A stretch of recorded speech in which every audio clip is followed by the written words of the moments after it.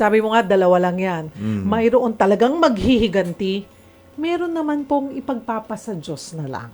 Yes, Wala? yes. Mayroon pong ganon. Ano po ang sinasabi ng Biblia at ano po ang kwento patungkol sa ganitong... Yun. So, kung mag-back away ka lang, if you just ignore it, if you sweep it under the rug, tendency is you'll get bitter. Pero, sabi ni Christ sa Bible, instead of getting bitter, this is my own words, you can get better. And what does it mean? Sabi niya, yun nga, narinig nyo, eye for an eye, tooth for a tooth. Pero, this is what I say to you, sabi ni Jesus. You find this in Luke chapter 6, sabi niya, but I say to you who hear, love your enemies.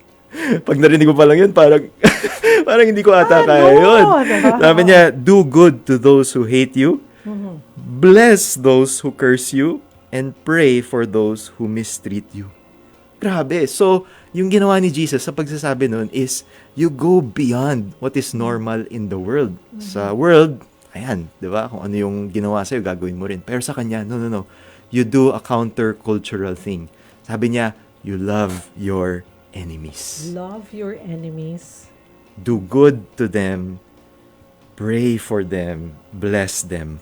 Nako, yun talaga ang pinakamahirap. And he says that to his disciples na kung talagang mangibabaw tayong mga Kristiyano, sabi niya, one thing ought to be true. We love our enemies. Those who persecute us, those who hate us, those who offend us. Pinaparusahan ba ni God yung mapaghiganting tao? Yes. Yes.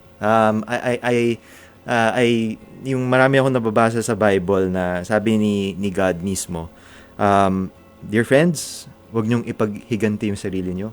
Ako ang maghihiganti sa inyo. Diba? So, it's God who is the ultimate avenger. Siya yung mag-right ng mga wrongs. Diba?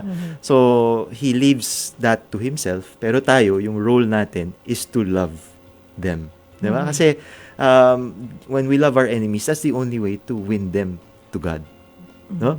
Pero kung hindi natin gawin yon, we actually leave them to the hands of God.